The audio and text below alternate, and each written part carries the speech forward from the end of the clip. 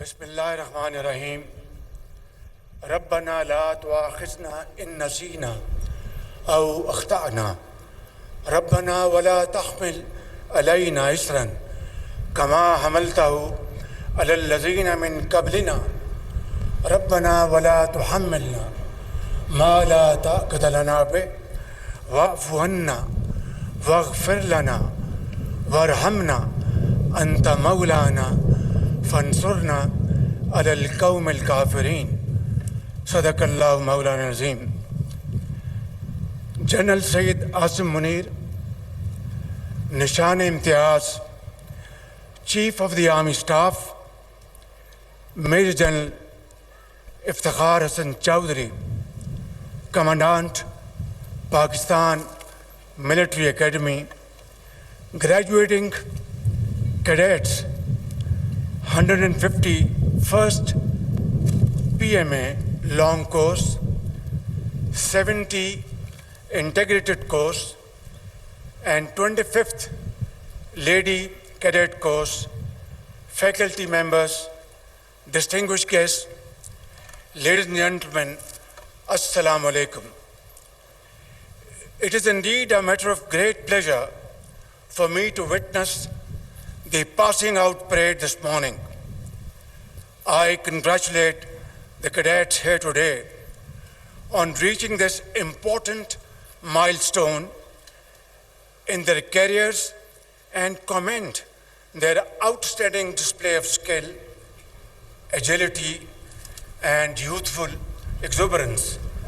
I also extend my felicitations to the passing out cadets from friendly countries including Qatar, Iraq, Bangladesh, and Nepal. أخي الكريم طلاب من دولة القطر وعمان، أهلا وسهلا ومبروك جدا. طبعا أنتم ضيوف لكن إخوان من البلاد الإسلامية. I also want to say, and as you all know, it is in our centuries-old tradition to welcome guests with open arms like part of the family, and within no time, strangers become friends for all times to come. My dear cadets, you have earned the honor of joining one of the finest armies in the world. Our armed forces are a symbol of valor, exemplary discipline, and unwavering commitment to the nation.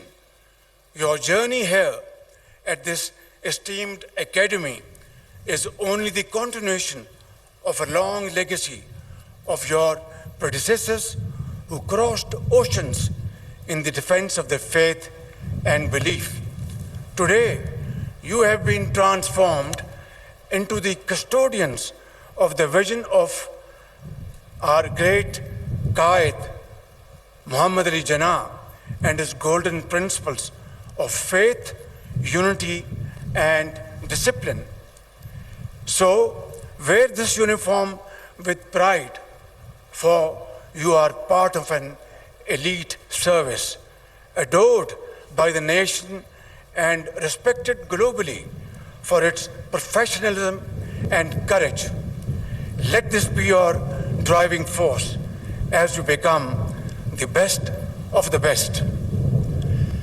Ladies and gentlemen, after a period of economic stagnation, Alhamdulillah, Pakistan is taking bold strides toward visible economic recovery.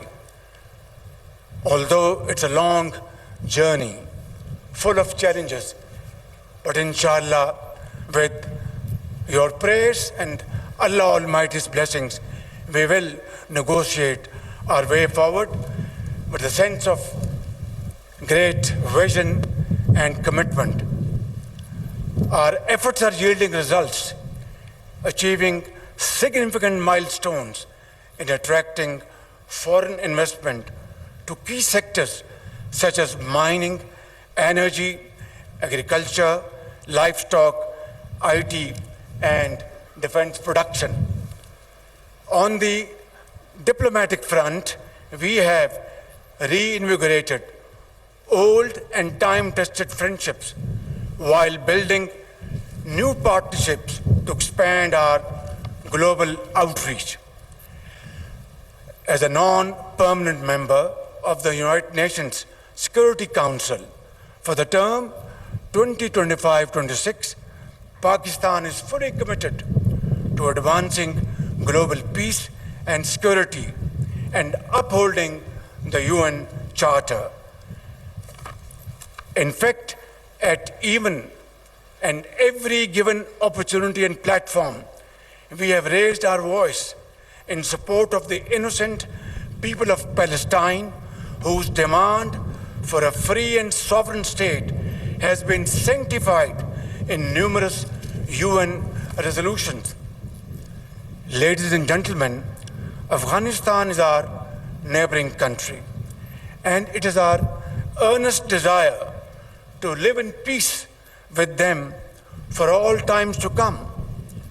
Unfortunately, despite our best and sincere efforts, terrorist activities continue to emanate from Afghan territory. In this behalf, we have made lots of efforts. Our Deputy Prime Minister visited Kabul a few days ago, and we shall continue our efforts to have better relations and understanding with our brotherly and neighborly country, Afghanistan. However, we have also delivered a strong and clear message to the interim Afghan government that while we desire peaceful neighborly relations with Kabul, this cannot happen so long as the Afghan soil is being used by Fitna al-Khawarij to attack Pakistanis and kill innocent brothers and sisters in Pakistan. Ladies and gentlemen, I also need to underscore the importance of Kashmir. As the founder of the nation, Quaid-e-Azam Muhammad Ali Jinnah rightly said, Kashmir is the jugular vein of Pakistan. Unfortunately, this globally recognized dispute remains unresolved despite multiple UN resolutions. Let there be no doubt, Pakistan shall continue to support the right of self-determination of the Kashmiri people till they achieve their rights through their great struggle and sacrifices. Ladies and gentlemen, India's systemic persecution of its minorities, particularly Muslims and Sikhs, has become more pervasive over the years.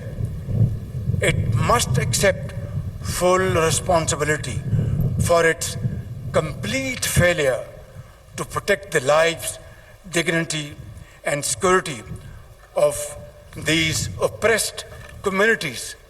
Pakistan, on the other hand, has always condemned terrorism in all its forms and manifestation. As the world's frontline state, that is Pakistan, against terrorism, we have endured immense loss with our 90,000 casualties and economic losses beyond imagination exceeding $600 billion.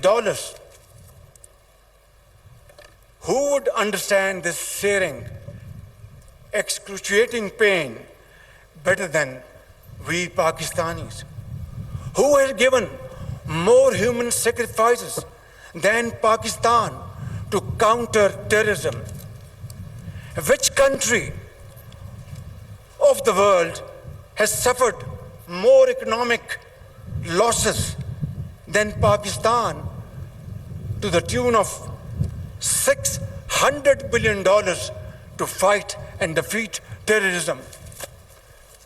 I think, ladies and gentlemen, there cannot be a more powerful manifestation of our commitment that we would not tolerate any kind of terrorism of any hue and color.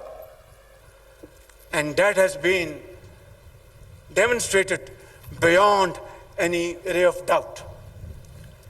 On the contrary, our eastern neighbor continues a pattern of exploitation, leveling baseless allegations and false accusations without credible investigation or verifiable evidence. The recent tragedy in Pahalgam is yet another example of this perpetual blame game, which must come to a grinding halt.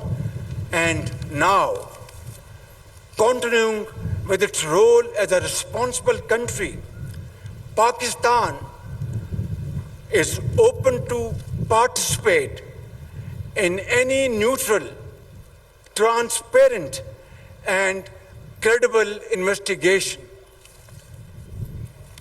Ladies and gentlemen, I must also mention here that water is a vital national interest of Pakistan, our lifeline, and for our 240 million people, let there be no doubt at all. Its availability would be safeguarded at all cost and under all circumstances, inshallah.